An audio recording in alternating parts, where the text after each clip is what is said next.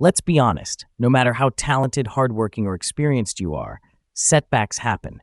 You miss out on a promotion, your project fails after months of work, you get blindsided by layoffs or criticism, and suddenly, all that confidence, motivation, and momentum gone. But here's the truth most people forget. What defines your career isn't the setback, it's how you rebound. So in today's episode, we're going to talk about 5 powerful ways to bounce back fast after a setback and come back stronger than ever. Because whether you're rebuilding your confidence, restarting after rejection, or trying to find your rhythm again, these 5 principles will help you turn failure into your next growth spurt.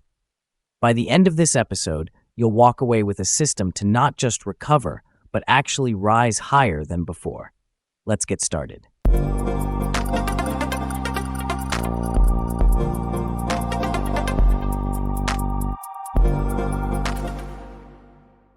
Hi everyone, welcome back to the Work Chat. Today we're going to talk about ways you can bounce back quickly after a setback. But first, let's talk about what most people get wrong right after a setback. They try to skip the feeling part, but you can't bounce back from what you refuse to feel. When a setback hits, your first instinct might be to push through, bury the frustration, pretend it doesn't bother you, and just keep going. But here's the catch. What you resist persists. Ignoring disappointment doesn't make it disappear, it just buries it deeper. One executive once told me something that stuck. The most dangerous part of failure isn't the fall, it's refusing to look at the bruise. So the first step in rebounding is to actually feel what happened without letting it define you. Take a moment to name it. I'm frustrated. I'm embarrassed. I'm disappointed. Then remind yourself, this is temporary, not terminal. A quick technique you can try is to write down the situation and finish this sentence. This setback means X, but it doesn't mean Y. For example, this setback means I need to adjust my approach, but it doesn't mean I'm a failure. That simple reframing stops the spiral. It helps your brain separate an event from your identity. Once you've given yourself space to feel, the next step is to zoom out. Because when you're in the middle of a setback, it's easy to think the whole story's over, when really, it's just one tough chapter. When we face a setback, our brains love to zoom in on the moment. You think, this ruined everything. But in reality, it's just one scene in a much bigger story. Let's take a real-world example. When Oprah Winfrey was fired from her first TV job, she didn't know she'd go on to build one of the most influential media empires in history. At the time, it felt like the end, but it was actually the pivot point. Your story is no different. Here's an exercise you can try. Ask yourself, what could this setback be preparing me for? Maybe that job rejection is freeing you for something better. Maybe the failed project is teaching you how to lead differently next time. Maybe that lost opportunity is protecting your time for something more aligned. When you zoom out, you turn failure into feedback. And that's what high performers do. They treat every loss as data, not drama. Now let's talk about getting your rhythm back. Confidence doesn't just reappear one day. You rebuild it through small wins that prove you're moving forward again. After a setback, your confidence usually takes the biggest hit. You start doubting yourself. What if I mess up again? What if I'm not good enough? Here's the secret. You can't think your way back to confidence. You have to earn it back. And you do that through micro wins. Start with small, controllable actions that rebuild your sense of progress. For example, send that follow-up email you've been putting off, finish one meaningful task that matters today, or set one mini goal for the week and hit it. Those little wins create momentum. Momentum builds belief, and belief restores confidence. Think of it like physical rehab. After an injury, you don't sprint right away. You stretch, strengthen, and build back capacity. Rebounding works the same way. One helpful tip is to write down one thing you did right at the end of each day. It doesn't have to be big, it just needs to remind you that you're still moving forward. Small steps rebuild self-trust faster than waiting for one big comeback moment. Once you've got a little momentum, shift your focus to the questions you're asking yourself. Because if you keep asking, why me, you'll stay stuck. But if you start asking, what can I learn, you start moving.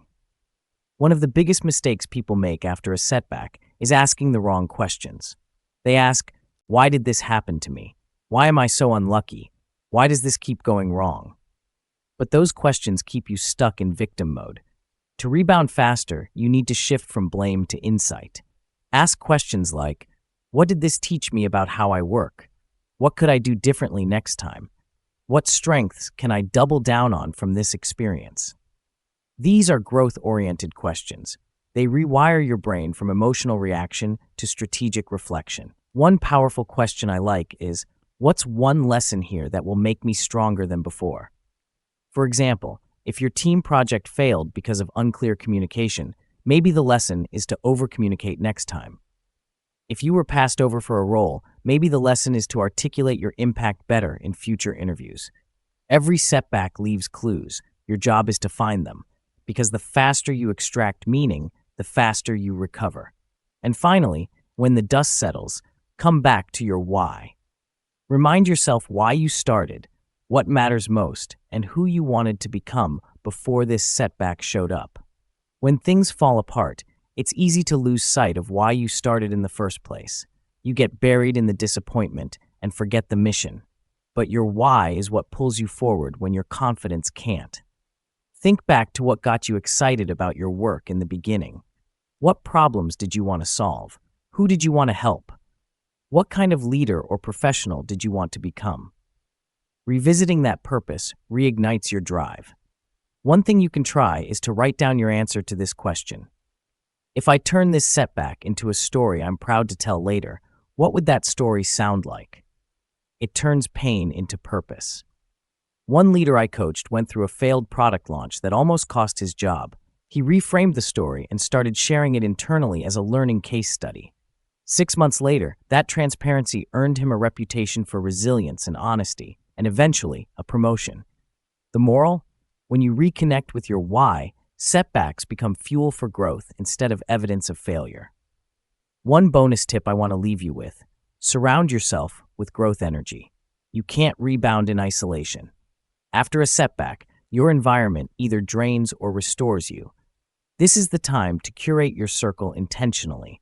Spend time with people who remind you of what's possible, not what went wrong. Talk to mentors who failed and bounced back stronger. Listen to podcasts, read books, or join communities that refill your mindset tank.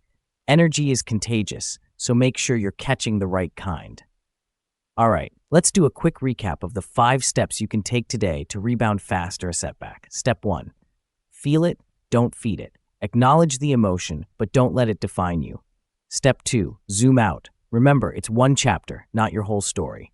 Step 3. Rebuild with micro wins. Small actions restore confidence and control. Step 4. Ask better questions. Shift from why me to what can I learn. Step 5. Reconnect with your why. Let purpose pull you forward when confidence fades. And if you want to accelerate recovery, surround yourself with growth energy that reminds you who you really are. Let me tell you a quick story. A marketing director I worked with was passed over for a VP promotion she had worked years for. She was devastated, felt like everything she'd done was overlooked. But instead of quitting, she gave herself 2 weeks to reflect. She journaled her lessons, talked to mentors, and identified what she could do differently. Over the next 90 days, she doubled down on visibility, started leading cross-functional projects and mentoring others. 1 year later, she was recruited by another company for an even better role. Her exact words were, "That setback wasn't a wall, it was a redirect." And that's the mindset I want you to take away today. At the end of the day, every successful professional you admire, every CEO, artist, athlete, or leader has faced setbacks. But what separates them isn't luck or timing, it's how they respond when things fall apart. So if you're in a tough moment right now, remember this. You're not behind, you're being refined. You're not broken, you're being redirected. Give yourself grace to feel, space to learn, and courage to rebuild. Because the best comebacks don't happen overnight, they happen one intentional step at a time. That's a wrap for today's episode of The Work Chat. If this episode helped you, hit like, subscribe, and share it with a friend who might need a reminder that setbacks don't define them. Comebacks do.